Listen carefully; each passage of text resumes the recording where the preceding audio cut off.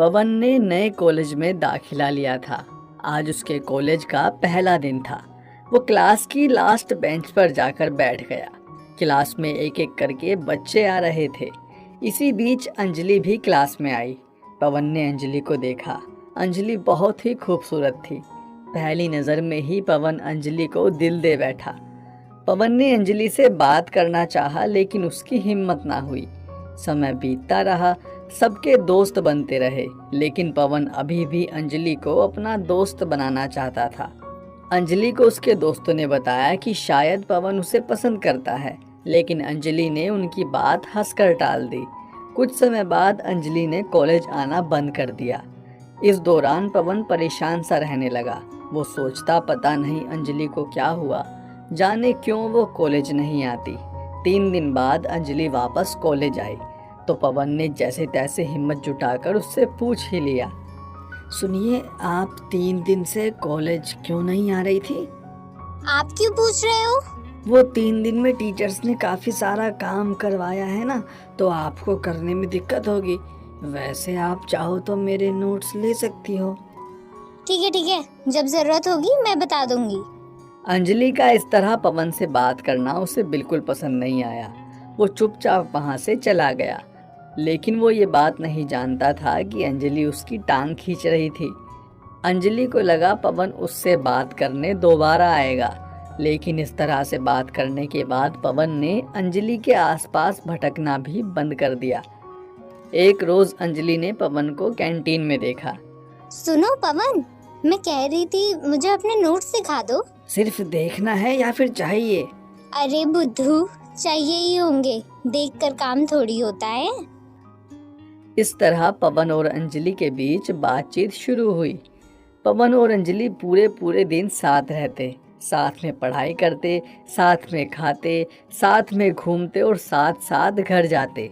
3 साल बाद दोनों की ग्रेजुएशन पूरी हो गई। वहीं पवन और अंजलि की दोस्ती भी प्यार में बदल चुकी थी।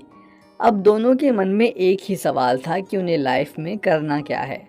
पवन के पिताजी फौज में थे, इसलिए पवन भी बड़ा होकर फौजी बनना चाहता था, लेकिन अंजलि को ये बात पता नहीं थी।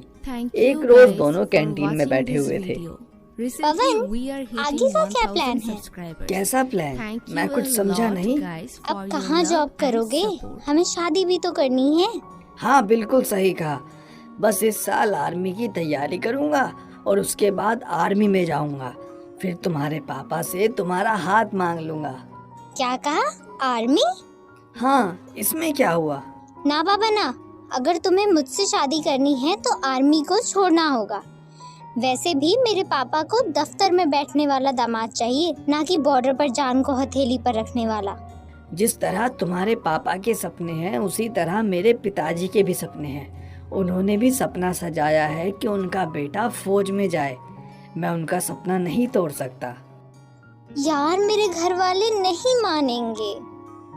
मनाने की चिंता तुम मुझ पर छोड़ दो। एक बार मुझे आर्मी में लगने दो, उसके बाद मैं सबको मना लूंगा। पर तुम 6 महीने अपनी ड्यूटी पर रहोगे, इतने में मैं क्या करूंगी? अरे छोड़ो इन सब बातों को। ये बताओ, बिल तुम पे करोगी? वाह जी वाह, छुरी खरबूजे पर गिरे या खरबूजा छुरी पर? कटना तो खरबूजे को ही है। पवन ने अंजलि की बात तो काट दी, लेकिन ये कहानी इतनी सरल नहीं थी जितनी कॉलेज टाइम में हुआ करती थी। पवन और अंजलि इस बात को लेकर आपस में झगड़ते थे, लेकिन पवन का रास्ता बिल्कुल साफ था। उसे कुछ भी करके फौज में जाना था।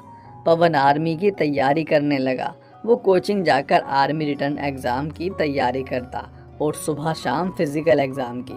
जब अंजलि को ये बात पता चली तो उसे काफ़ी बुरा लगा, क्योंकि वह सोचती थी कि शायद पवन उसके कहने पर आर्मी का सपना छोड़ देगा। अंजलि ने पवन को पास के कैफे में बात करने के लिए बुलाया। क्या हुआ अंजलि, आज अचानक कैसे बुला लिया? हाँ, मुझे तुमसे कुछ बात करनी थी। बिल्कुल करो, हम यहाँ बात करने ही तो आए हैं। अगर तुम्हें 2 चीजों में से एक को चुनना हो तो तुम किसे चुनोगे? अरे भाई, पहले 2 चीज तो बताओ। मैं और आर्मी। ये सुनकर दोनों के बीच में सन्नाटा सा छा गया। पवन किसी भी एक चीज को नहीं छोड़ना चाहता था। अंजलि की ये बात सुनकर वह असमंजस में पड़ गया।